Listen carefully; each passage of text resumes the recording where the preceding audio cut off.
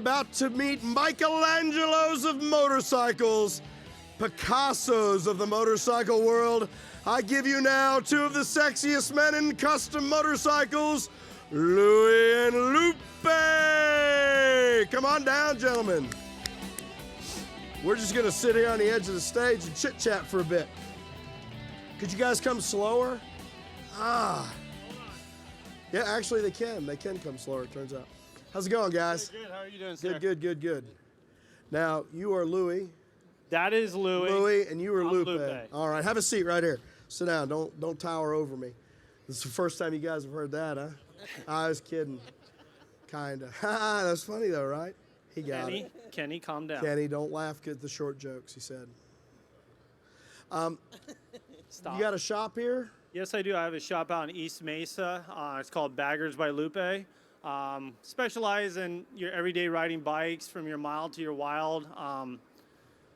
Anything you really need. You want to do basic paint jobs, stereo upgrades, air ride, body mods. Just don't build your full-on monsters. We want them to where you can get on it. You can ride to Canada, you can ride to Texas, you can ride anywhere. Cool. People get the personification that, oh, you got a 30 on your bike, you can't ride it. Well, any road you want to go with me, I'll go with you on my 30. So Baggers by Lupe. Yes, sir. All right, what's your shop? Bagger Kings. Bagger Kings, and where are you located? Surprise. Surprise. Surprise. Surprise. And how far apart are your shops? About an hour and a half. Hour and a half? Yeah. All right, so you're not in direct competition with each other. So did you guys know each other? You guys know each other, though, from the motorcycle scene, or no? You just meet here? Yeah, just from being around the bikes and stuff. Okay, all right. And what kind of bikes do you like to build out there? Exactly. Same thing he said. I like to ride, so I like the same thing, but I like the big wheels. You like the big wheels, man. Yeah. I tell you, Paul Yaffe, a local boy here, started that stuff, man. He really didn't start it, but boy, he really blew that up. About 15 years ago, he started doing that, and he really made good on that. So that's really become popular out here. Now, how did you get started building motorcycles? Did you go to school for it, and have you always done this, or did you just kind of move into it? Tell me your story about how you got into it.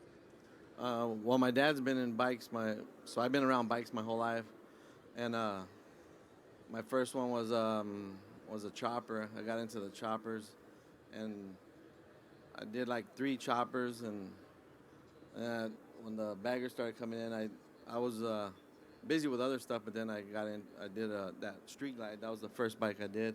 Okay. And then from there it just went. So is this your full-time gig, or do you do some work on the outside of motorcycling? Yeah, I have to do other work too because I don't make enough money. Yeah, man, don't say it with a low voice, man. That's the way it is. Because a lot of people think that in the motorcycle world that, it's just all this money always being shoved at you. It's hard to make money in the motorcycle world. Yeah. So what do you do other than build the motorcycles? I drive a semi.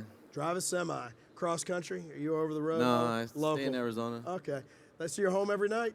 Yeah. All right. Well, that's the best way to drive. Now, that's a hard gig. I used to do that gig. Yeah. That ain't no fun. Let me grab this from you. How long has your shop been open? And was this what you've always done, or is this the only thing you do? Tell us kind of your story. Well, originally, come from the motocross industry. Worked for Monster Kawasaki as a dirt bike mechanic on the amateur program. Also raced myself for years. Then just family, my cousins had Harleys and choppers, and I kind of went on from there, building hot rods and trucks and anything with a motor and goes fast, and then I built a couple, baggers just for fun. And then, like you said, Paul Yaffe, he's one of the pioneers of this sport or Absolutely. game.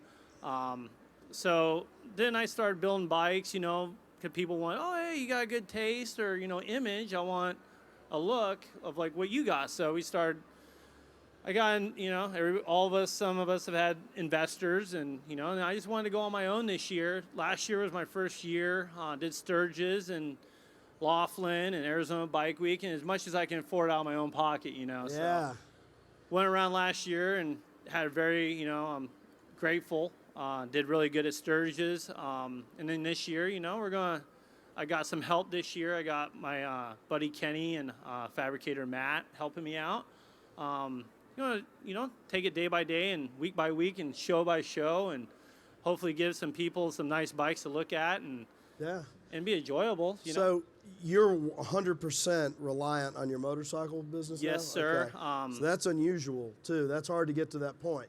Yeah, it's very hard. Like I said, I bit the bullet and went on my own last year. No investors, very little money I had, and day by day, and hopefully get a build here, get a build there, sell parts here, sell parts there, and it's very stressful. It's very hard, but keep your head up and keep charging for it. And as long as you do your job right, and people will come and see it. And Yep. Now, are you developing any kind of parts line out of your shop or anything? Do you have any? If people go to your what is your website, by the way? realistically, I'm so small of a business. I don't even have a website. But Facebook. My Facebook. Okay, social media. That's the Lupe Aguayo. Or we have my own handlebar line. I make my own air ride kits. I got a good team of friends that have helped me out this year in the last year and a half, to have my own image to help me out, And Cool. Now, have you got plans on, are you developing any kind of parts line or anything, or are you pretty much just building bikes? Yeah, no, I have the full line of that Road King. Yeah. I have that's all my designs, so those are all my parts. Okay, so you're actually making those for sale to the public. Yeah. Man, I tell you, that's the name of the game in this racket, man. If you can get a parts line going, you can I just build them. you can really just you can get some of that residual income. People are shopping when you're not having to talk to them about it. So now, what's next for you? What's the next big kind of move for you? You got another show you got your eye on? You got a build that you're particularly looking forward to? What's next for you? Well, I'm trying to get those parts. I'm trying to get those moving because like I'm the same like Lupe. I don't have a whole lot of money, so I gotta get the parts out there so people know I have them and start selling them. So you'd like to get those in JMP Cycles, right? Yeah. JMP Cycles. Louis would like to have some parts in your catalog. We'll put that out there. Jeff Nager can make that happen. Jeff knows everybody. Jeff actually is a good guy maybe for you to talk to about getting your parts out there and kind of shopping those things around, though. And what's big for you next? What's coming up next? Next, we got Arizona Bike Week coming. I was pushing to build. I got a little treat for some people here in Arizona, but I think I'm going to wait until Sturgis. I got a big monster Road King that's going to be coming out of the shop, and we're planning on having it done for Arizona Bike Week, but I want to come back to Sturgis and see if I could get some more trophies and build the bike the way that's in my head instead of rushing it and wishing I would have done this, wishing I would have done that. So, like I said, me and Kenny and my fab guy and painter, we're going to debut it at Sturgis this year. All right. So, That's just get cool, that done and be at Arizona Bike Week. And then we got Laughlin and, some of the local events, bike Got to night. do the circuit. Yeah, man. You just got to get out there so people can see your stuff. Yep, just get out there as much as we can. Louis builds a beautiful bike, and I mean, I give it props to him. And we stay good friends with this industry. Help each other out and keep the image going. Yeah. Well, one of the things about the industry that I see changing is it used to be a real tense industry. People weren't helping each other. It's very competitive, but now I do see a lot more support coming out. Honestly, guys, it's come a little slower in the bagger end of the industry than it did kind of in some of the freestyle and bobber stuff.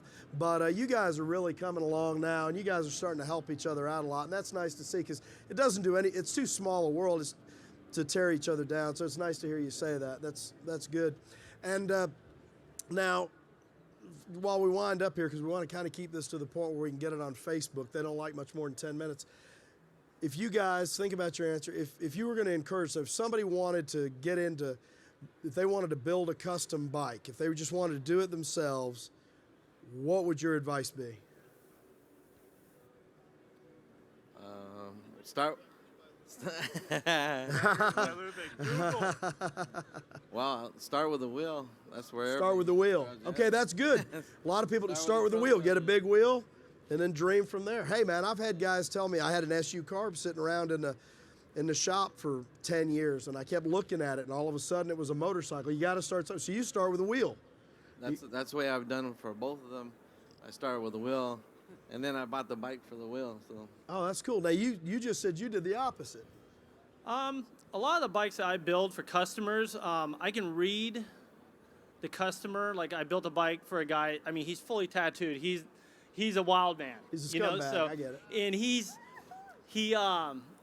so I just started throwing all these ideas to him and paint job and look and the wheel. And when you see the bike and you see him, it's a spitting image of him. When you see a customer that, no tattoos and just clean,